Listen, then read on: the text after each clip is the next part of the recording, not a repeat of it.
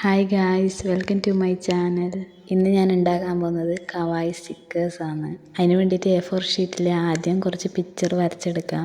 വരച്ച പിക്ചർ നമ്മൾ black ink പേന വെച്ചിട്ട് ഹൈലൈറ്റ് ചെയ്ത് കൊടുക്കണം. പിക്ചർ കുറച്ച് ക്യൂട്ടാക്കാൻ വേണ്ടിയിട്ട് കളറും കൂടെ ആഡ് ചെയ്ത് കൊടുക്കാം. സ്റ്റിക്കർ ഉണ്ടാക്കാൻ വേണ്ടിയിട്ട് പിക്ചർ വരയ്ക്കുന്ന സമയത്ത് കളർ പെൻസിലും കൊണ്ട് കളർ കൊടുക്കുന്നതായിരിക്കും കുറച്ചുകൂടെ ഭംഗി. വരച്ചെടുത്ത പിക്ചറിൻ്റെ മുകളിൽ സെലോ ടാപ്പ് വെച്ചിട്ട് ഇതുപോലെ ഒട്ടിച്ചു കൊടുക്കണം.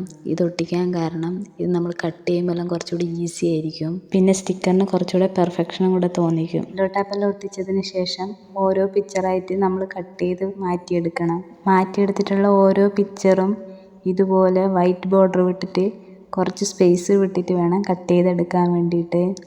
ശേഷം ഈ കട്ട് ചെയ്ത ഓരോ പിക്ചറും നമ്മൾ അടുത്തൊരു സെല്ലോ ടാപ്പ് എടുത്തിട്ട് അതിൻ്റെ ബാക്കിൽ ഇതുപോലെ ഒട്ടിച്ചു കൊടുക്കണം. ഇതിന് ശേഷം കട്ട് ചെയ്യുമ്പോഴാണ് കുറച്ചുകൂടെ സൂക്ഷിക്കേണ്ടത്.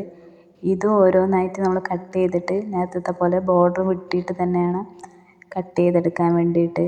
ഇങ്ങനെ കട്ട് ചെയ്തെടുത്തിട്ടുള്ള സ്റ്റിക്കേഴ്സ് എല്ലാം ഒരു വൈറ്റ് പേപ്പറോ അല്ലെങ്കിൽ ബട്ടർ പേപ്പറോ അതിലേതെങ്കിലും വെച്ച് ഇതുപോലെ ഒട്ടിച്ചു കൊടുക്കണം. എന്നിട്ട് നമുക്ക് ഈ സ്റ്റിക്കർ വർക്കാവുമെന്ന് നോക്കാം. വീഡിയോ ഇഷ്ടപ്പെട്ടിട്ടുണ്ടെങ്കിൽ ലൈക്ക് ചെയ്യാനും ഷെയർ ചെയ്യാനും സബ്സ്ക്രൈബ് ചെയ്യാനും മറക്കരുത്. ഇനിയിപ്പോൾ നമ്മൾ ഉണ്ടാക്കിയ സ്റ്റിക്കർ വർക്കിംഗ് ആണോ നോക്കണ്ടേ? അതിനാദ്യം ഒരു ഡയറി എടുത്തിട്ട് ഇതുപോലെ ഒട്ടിച്ച് നോക്കാം.